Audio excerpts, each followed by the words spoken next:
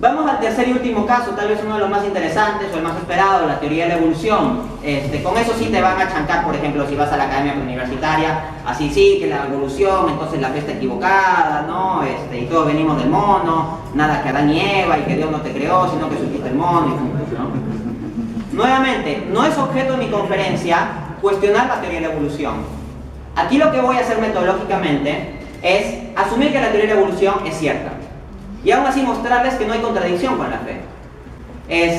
Ojo, la cuestión de la teoría de la evolución no es una cuestión de fe, es una cuestión de ciencia, de la estructura de cómo devienen los seres biológicamente. Yo estoy abierto a la evidencia científica.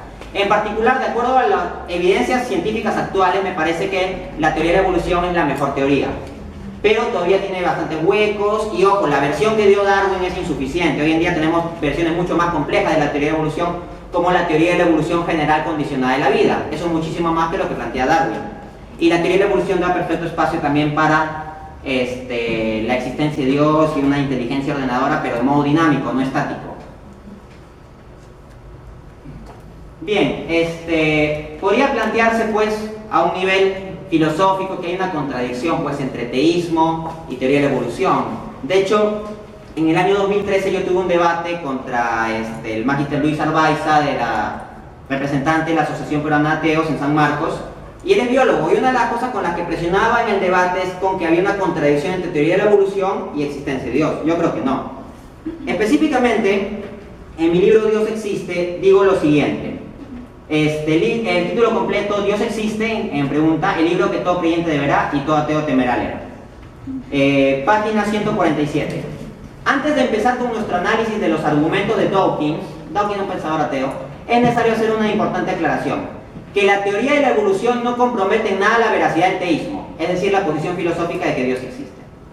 En efecto, como bien explica Francisco Ayala, creación y evolución no se contraponen.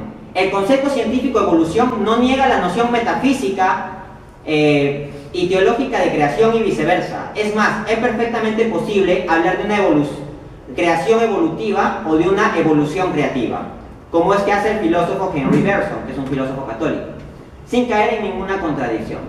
Este es el enunciado. A lo largo de esa parte de mi libro, cuando resuelvo la cuestión del evolucionismo, detallo más. Ahora, vamos a ver qué es lo que ha dicho el magisterio de la Iglesia, o sea, las definiciones oficiales de la Iglesia sobre la teoría de la evolución.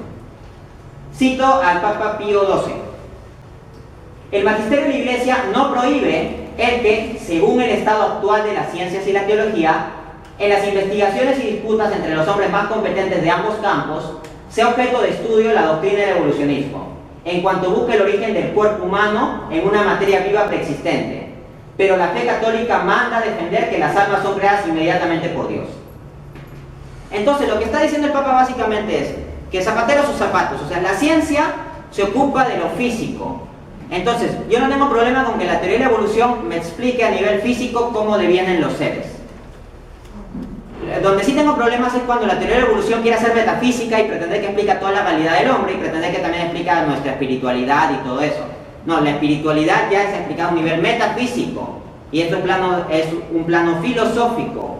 Esto ya no se explica en términos de relaciones biológicos, químicas, físicas, ¿no?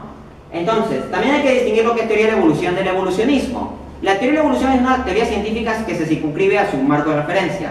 El evolucionismo más bien es una ideología filosófica que dice que absolutamente toda la realidad humana y toda la realidad que conocemos se debe a la evolución.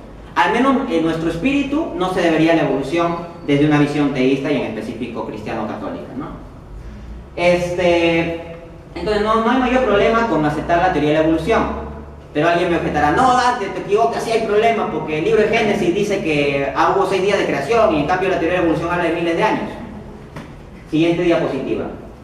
Hay algunos ateos que dicen que hay creyentes que hemos hecho interpretaciones no literales del Génesis para protegernos de que nuestra fe sea refutada por los descubrimientos de Darwin.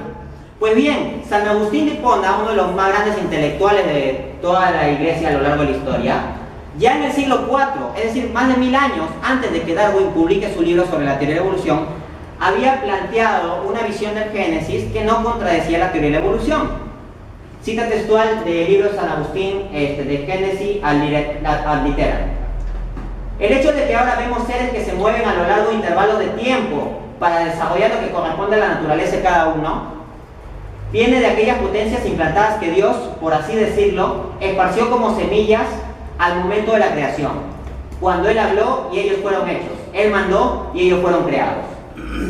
Fíjense lo que dice San Agustín. En primer lugar nos habla de un intervalo de tiempo. No nos dice que en un momento o que en poquitos días, nos habla de diferentes intervalos de tiempo, ¿no?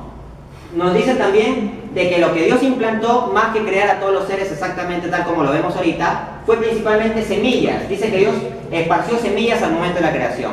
Es decir, el principio de vida para que vaya tomando sus diversas formas. Las diversas formas podrían ser explicadas por la teoría de la evolución. Entonces San Agustín aceptaba la idea de que los días del Génesis podrían ser interpretados como periodos de tiempo mucho más largos, ¿no? De hecho hay a personas que me envían consulta al inbox y hay que me decían, no Dante, es que los días de Génesis tienen que ser tomados literalmente porque dice que fue cada día dice una mañana y una tarde. Pues bien, si tú vas a los textos, lo que dice es una tarde y una mañana. Qué curioso, el orden inverso. Entonces eso da indicios de que se trata de una figura literaria día. Día no tiene por qué ser tomado necesariamente en términos de 24 horas. ¿Cómo medimos nuestro día de 24 horas? En función del movimiento del Sol, ¿correcto? O de la Tierra alrededor del Sol, ya, como quieran verlo. Obviamente estoy hablando de modo coloquial. Pues bien, el Sol no fue creado el primer día. Entonces no tiene por qué circunscribir a un día de 24 horas cuando ni siquiera existe la contextualización en la propia Biblia. Es más, cuando se habla de la creación de las plantas, se dice que las plantas dieron semillas y dieron fruto y todo eso. ¿Qué planta hay? Porque ahí Dios está creando lo natural, no está que está haciendo un milagro dentro de ahí, no, está creando toda la naturaleza. ¿Qué planta hay dentro de la naturaleza? O sea que así agarren y den semillas y fruto en un solo día, o sea que de la semilla sale la planta y da su fruto en un solo día.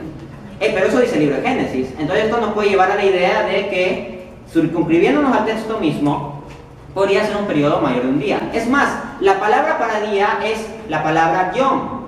Y la palabra yom tiene diversos significados en la Biblia. En el Antiguo Testamento a veces se circunscribe a días de 24 horas, en otras ocasiones significa periodos amplios de tiempo, o agrupaciones de días, o cosas así. Es más, en la carta del apóstol Pedro, el apóstol dice que para Dios un día es como 1000 años y 1000 años para un día, como un día. Y esto no es una equivalencia aritmética, lo que quiere dar a entender Pedro es que desde la perspectiva de Dios, o sea, las brechas de tiempo que nosotros vemos pueden ser tomadas de modo más amplio o más pequeño, ¿no? O sea, y ojo, el hombre cuando llega a la creación al final, entonces acá no, lo relevante no es la perspectiva del hombre, sino la perspectiva de Dios, y de esa perspectiva puede tomar más tiempo. Entonces, sin violentar el texto de Génesis mismo, podemos plantear un esquema perfectamente compatible con los conocimientos científicos que tenemos. Finalmente les voy a citar a alguien muy curioso, ¿no? Que lo he traído a esta conferencia, Charles Darwin, quien planteó la teoría de la evolución. Darwin dice lo siguiente, cita textual de su libro: hay grandeza en esta concepción de que la vida, con sus diferentes facultades, fue originariamente alentada por el Creador en unas pocas formas o en una sola. Charles Darwin, El origen de las especies, sexta edición, Londres, 1872, capítulo 15. Ustedes pueden verificar esta cita en internet, pero verifiquen también que sea la sexta edición. Pero es del original del que se publicó en Londres. O sea, creo que es la última edición que se publicó con Darwin en vida, poco después de su fallecimiento, pero bueno, ahí está la edición. Esto es interesante, el mismo Darwin te está mencionando al creador dentro de su teoría de la evolución, en ya los capítulos finales. Es decir, Darwin no hallaba contradicción, decía que es perfectamente factible que a partir de una poca forma de vida que Dios haya creado, él mismo haya puesto el mecanismo para que se vayan expandiendo. Entonces, ahí viene la pertinencia de lo que hablaba de mi libro. La posibilidad de evolución creativa o creación evolutiva. No son nociones que se excluyan necesariamente. Entonces, incluso si la teoría de la evolución es 100% cierta, no afecta en nada a la fe. Ojo, que estamos hablando de la teoría de la evolución científica, no de ideologías filosóficas como el evolucionismo, que pretenden que todo el ser humano es material y cosas así. Eso es otra cosa, y la ciencia no puede probar eso. En resumen, pues, hemos visto el caso Galileo, la teoría del Big Bang y la teoría de evolución, en los que se dice pues, que hay una insalvable contradicción entre ciencia y fe y un gran problema. Y acabo de mostrar, creo que de modo razonable, que no es así. Así que debemos estar atentos a informarnos para saber defender nuestra fe en vez de terminar nosotros asumiendo los mismos prejuicios que nos vende un mundo anticristiano y no creyente, ¿no? De esto iniciamos la masacre. Bien, primero el eslabón perdido, ¿no? Planteemos en específico la evolución del hombre. Se dice pues que hay distintas especies de homínidos. el Homo australopithecus, el Homo habilis, el Homo erectus, el hombre de Java, el neandertal, el Homo sapiens sapiens, etc., ¿no? Entonces, para que toda esa cadena funcione, hay que tener evidencia fósil, evidencia de huesos. El punto es que no se tiene la evidencia completa. Como que hay un punto que no falta en la transición, eso del homínido a propiamente el hombre. Y ese es el eslabón perdido. Ahora, quiero precisar que el problema del eslabón perdido es un problema científico. Es un problema de evidencia científica y arqueológica, punto. ¿Cuál es el punto de fe? El punto de fe simplemente, al menos de modo coherente con lo que expresó el Papa Pío XII que yo citaba, era plantear que lo que Dios creó del hombre es su espíritu. En ese sentido, la materia de nuestro cuerpo podría haber surgido por un proceso más complejo de evolución. Hay quien puede...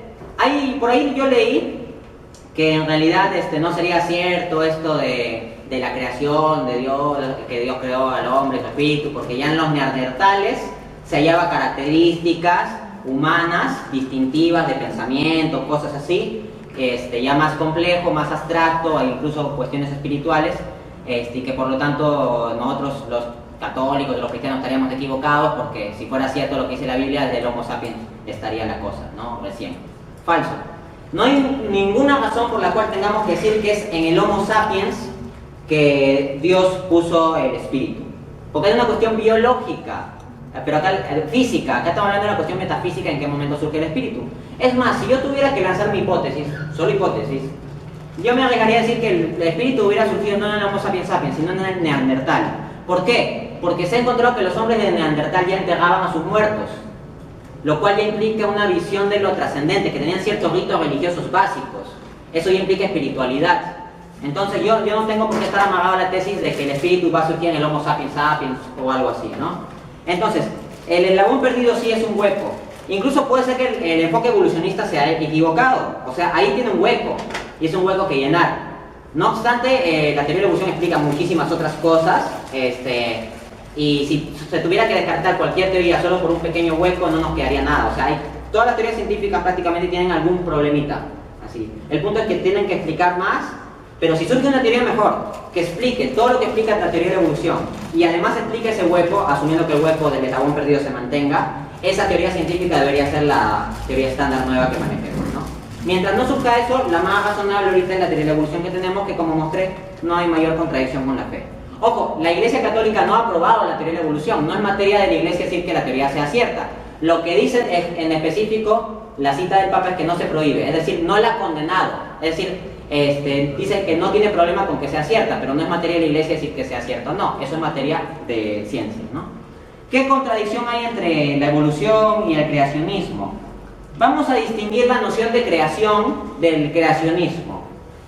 La noción de creación es decir que Dios creó el universo de la nada, que el orden del universo y de las cosas viene dado por Dios, etc., ¿no? Una visión metafísica.